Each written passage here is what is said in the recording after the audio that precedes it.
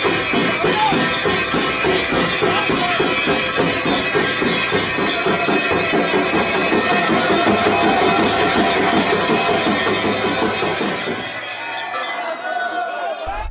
Friends, स्वागत है आपका आज के वीडियो में। आज के वीडियो में हम 12 ज्योतिर्लिंग के दर्शन करेंगे। हम जानेंगे ये 12 ज्योतिर्लिंग भारत के किन किन स्थानों पर स्थित हैं। साथ ही साथ हम इन ज्योतिर्लिंग के पुरानी कथाओं के बारे में भी जानेंगे और वीडियो के अंत में हम कुछ आरती भी देखेंगे जो इन ज्योतिर्लिंग पर होती है, जैसे बाबा महाकाल की भस्म आरती। और वीडियो स्टार्ट करने से पहले मैं आपको कहना चाहूँगा, अगर आपने अभी तक इस चैनल को सब्सक्राइब नहीं किया है तो प्लीज़ इसे सब्सक्राइब भी करें। चलिए स्टार्ट करते हैं आज की वीडियो से। सोमनाथ ज्योतिर्लिंग गुजरात। सोमनाथ ज्योतिर्लिंग 12 ज्योतिर्लिंगों में से पहला ज्योतिर्लिंग है और ये गुजरात के सौराष्ट्र में स्थित है। इस ज्योतिर्लिंग का संबंध स्वयं चंद्रदेव से है, तभी इसका नाम सोमनाथ है। इसके पीछे की कुछ पुरानी कथा इस तरीके से है।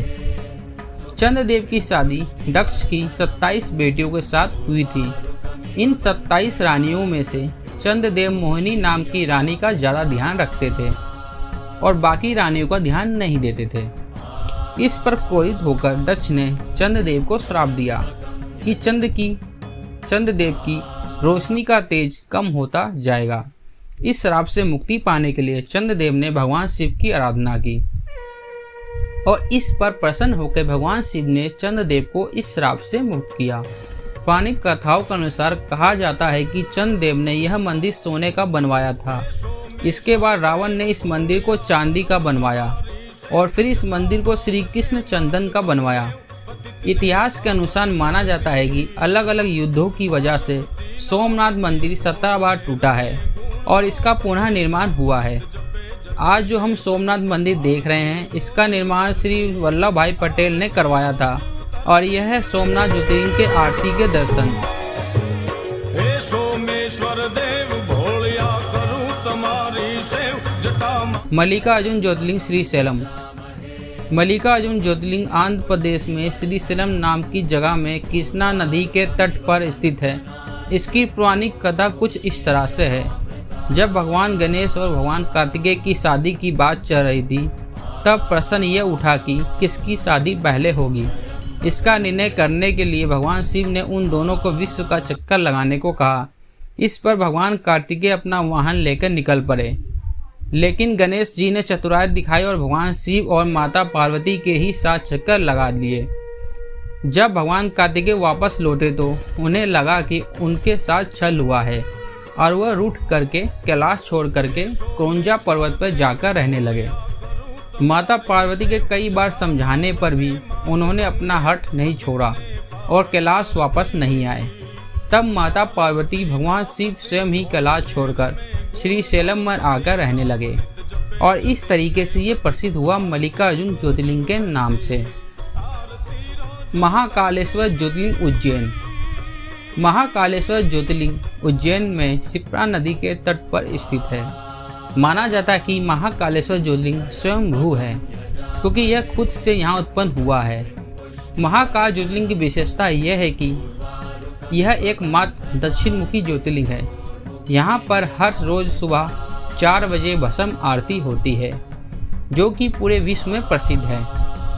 उज्जैन के लोग महाकाल को इस नगरी का राजा मानते हैं और यह है महाकाल बाबा की आरती के दर्शन।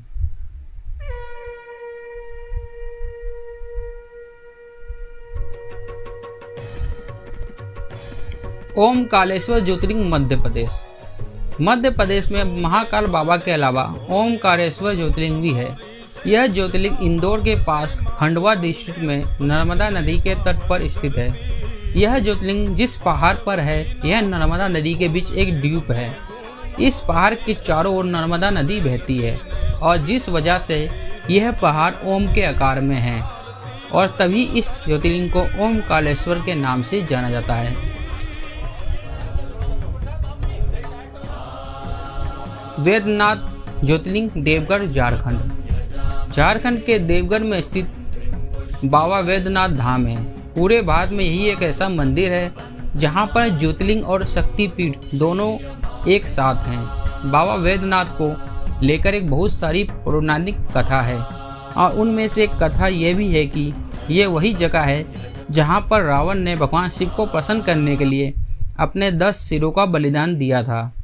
भगवान शंकर ने प्रसन्न होकर के रावण को दर्शन दिए और उनका इलाज किया। तभी इस धाम को वैद्यनाथ धाम के नाम से जाना जाता है, क्योंकि भगवान शंकर ने वैद्य के तरह से रावण को ठीक किया। भीमाशंकर ज्योतिर्लिंग महाराष्ट्र। भीमाशंकर ज्योतिर्लिंग महाराष्ट्र में पुणे के पास यात्री हिल्स पर है।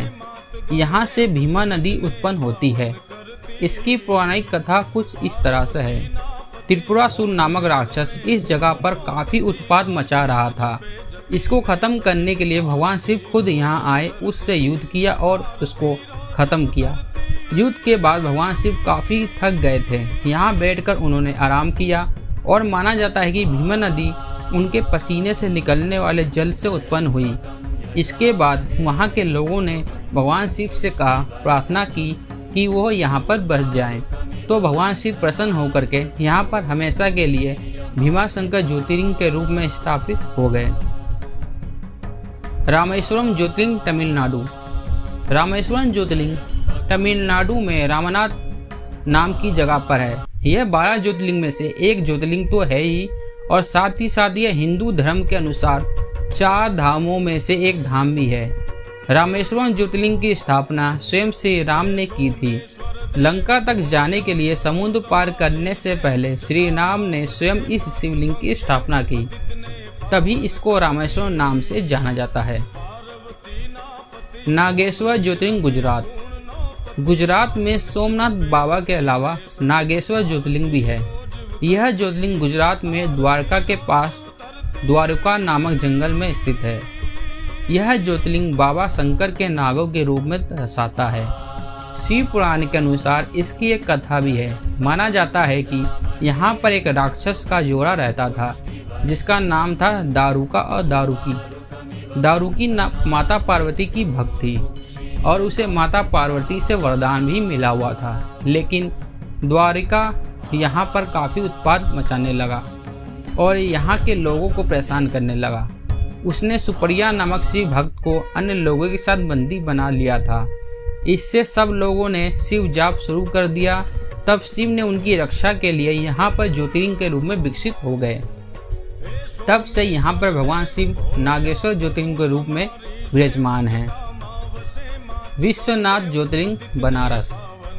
उत्तर प्रदेश के बनारस शहर में विश्वनाथ ज्योतिर्लिंग है। बनारस जिसे दुनिया के सबसे पुरानी नगरी भी कहा जाता है। यहीं पर काशी विश्वनाथ जी का भी मंदिर है। काशी सभी धार्मिक स्थलों में काफ़ी ज़्यादा महत्व रखता है। यह नगरी गंगा नदी के तट पर बसी हुई है। काशी विश्वनाथ के दर्शन आदि शंकराचार्य जी जैसे कई ऋषि मुनियों ने करे हुए हैं। इस स्थान के बारे में मान्यता है कि यह भी कि यदि यहाँ पर प्रलय भी आ जाए तो भी काशी विश्वनाथ बचा रहेगा। माना जाता है इसकी रक्षा के लिए शिव जी इसे अपने त्रिशूल से उठा लेंगे और सब कुछ ठीक होने पर इसे पुनः उसके स्थान पर रख देंगे। और यह काशी विश्वनाथ जी की आरती के दर्शन।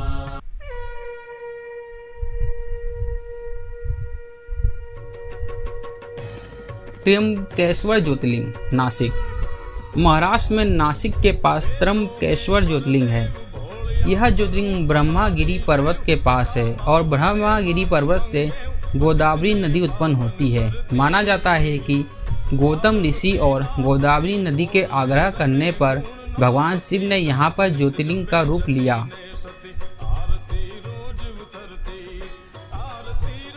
केदारनाथ ज्योतिर्लिंग उत्तराखंड।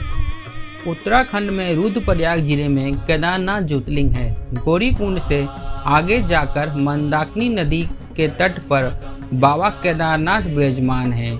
इस मंदिर का निर्माण पांडवों ने करवाया था। महाभारत के युद्ध के पश्चात पांडव अपने भाइयों के हत्या के पश्चात से मुक्त होने चाहते थे, इसलिए वह भगवान शिव के दर्शन करना चाहते थे, पर भगवान शिव उनसे रुष्ट थे, इसलिए उन्हें दर्शन नहीं देना चाह रहे थे। इसलिए भगवान शिव बैल का रूप धारण करके केदारनाथ पहुंच गए, लेकिन पांडव उनका पीछा करते करते केदारनाथ आ गए। तब भगवान शिव धरती में समाने लगे, लेकिन भीम ने बैल की पीठ पकड़ ली थी। तभी यहाँ पर केदारनाथ शिवलिंग बैल की पीठ के रूप में है। भगवान शिव ने पांडवों को दर्शन दिए और उन्हें मुक्त किया। पांडवों ने फिर यहाँ पर केदारनाथ मंदिर का निर्माण करवाया और यह मंदिर काफ़ी पुराना है और माना जाता है करीब 400 साल तक यह मंदिर बर्फ के अंदर दबा हुआ था। गृह ज्योतिर्लिंग महाराष्ट्र में औरंगाबाद के पास अरोरा केव्स है। इन्हीं अरोरा केव्स के पास में है घृष्णेश्वर ज्योतिर्लिंग। इस ज्योतिर्लिंग की मान्यता यह है कि यहाँ ग्रीष्मा नाम की शिव भक्त थी। उसके पुत्र को उसी की बहन ने छल से मारा था। अपने भक्तों पर इस तरह के अन्याय को देख भगवान शिव यहाँ पर प्रकट हुए और ग्रीष्मा को दर्शन दिए और इसके बाद भगवान शिव यहाँ पर ज्योतिर्लिंग के रूप में स्थापित हो गए। यह है यहाँ की वीडियो जो यहाँ की कुछ आरती की है।